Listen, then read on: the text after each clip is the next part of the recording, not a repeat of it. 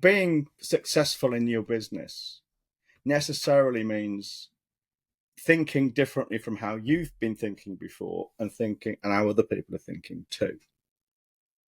Some people call it mindset. I don't like that word, but limiting beliefs are real things.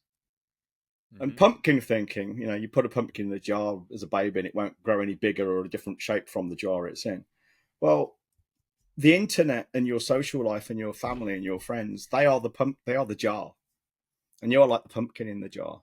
Now, if you can imagine, if we smash that jar as the pumpkin gets up against that shape and size, the pumpkin's free to grow again. Well, that's like if you join a mastermind like ours, or any mastermind where they will stretch your thinking and change the way you believe about, or you will change how you believe business can be and what you can achieve and what's possible, you will grow.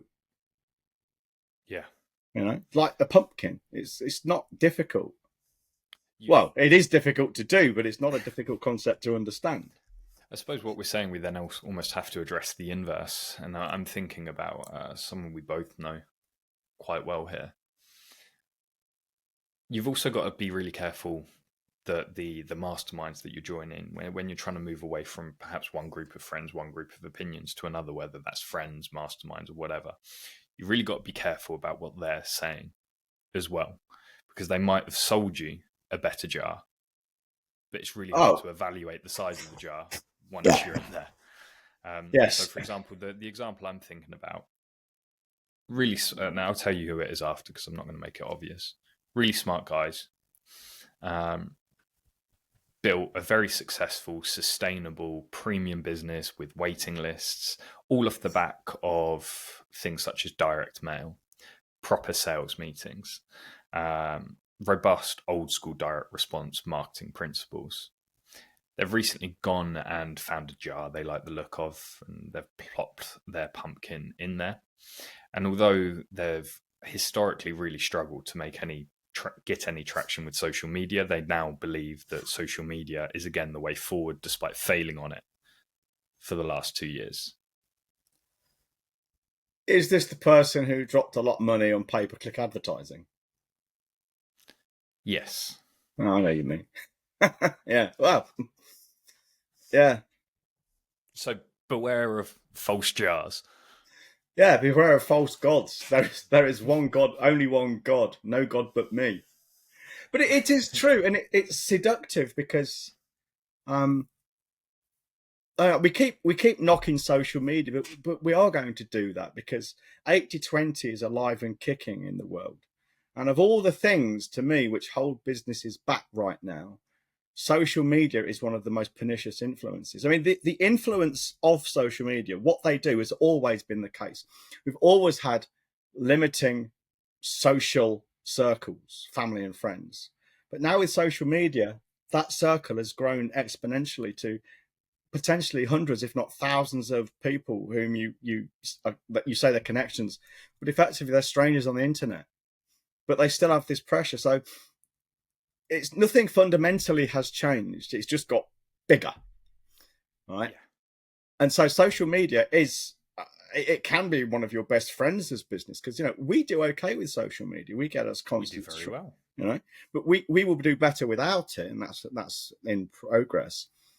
But to think it's the best way to do something, or the only way to do something, or the premium way, so if even if you've done everything else and it works, that's the holy grail, is very, very dangerous thinking. And it's particularly dangerous because everybody's thinking it, everybody else is thinking it. It's like I said before, I'm a child of the 60s. When I was a kid, if a rock band or a pop band hadn't made it in the UK, no matter how big they were elsewhere, they hadn't made it, full stop. All right. Well, it's like that with social media now. If you're not a fucking influencer of some kind, it doesn't matter. You're not successful. No matter how much money you make, you're not successful. That's pure fucking ego. You want to not just be seen, but you want to be seen to be seen. You want to be someone of importance and significance rather than doing something important and significant, even if no one else ever knows about it. So how do you get rid of yourself? How do you rid yourself of the pumpkin think and the limiting beliefs, even though it is such a cringy saying? Yeah, well, that's a good question. The first thing and the easiest thing, I suppose, is to decide what you want out of your life. And I think the easiest decision to make, or the most important decision to make, first of all, is I've just alluded to it.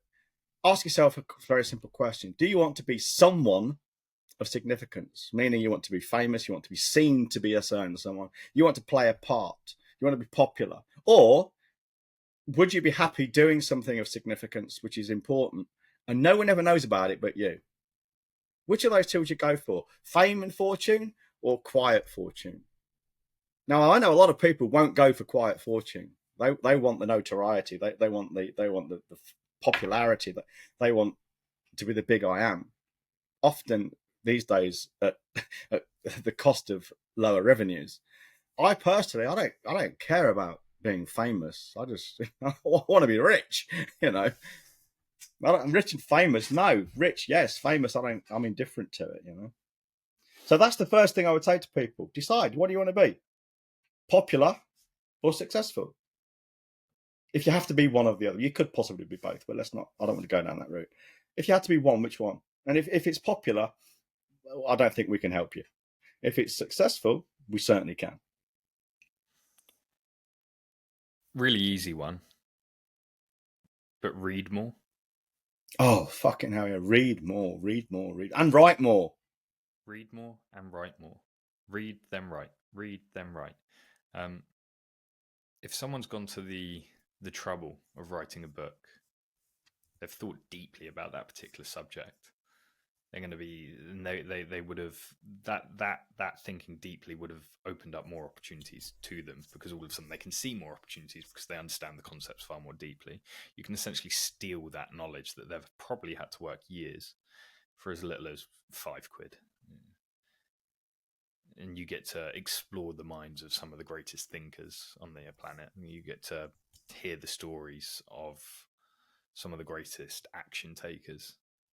Well, but you get some people who rebut that and say, "Well, I just can't focus. Oh, I ain't got time." Mm. Here's the thing: you can, if you're willing to look around for it, you can get the works of Marcus Aurelius, Plato. Christ knows how many other fucking ancient philosophers, some of the smartest guys who've ever lived. You can get their stuff for free because it's on Wikipedia or other free websites. It's in the public domain. Now, you will pay to get it in certain formats, like a book, a few quid.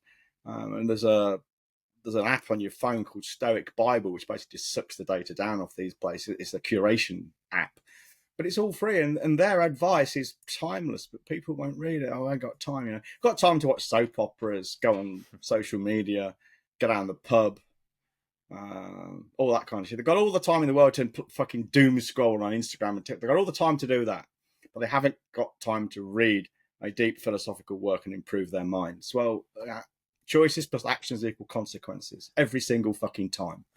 Yeah, we've all got an ignorance debt. Of course we have. Is just larger than the others, and every single day, as long as you pay down that ignorance debt, I think you've had a good day. I want to talk a little bit about arrogance that can come along with pumpkin think. If you've been in that jar for a little bit too long, you think you know everything about that jar that there is to know, without even, you've just got a blind spot that there's actually a bigger and a better jar with far more knowledge to learn, to explore, to research, to implement. I see this a lot, particularly amongst people that are smart.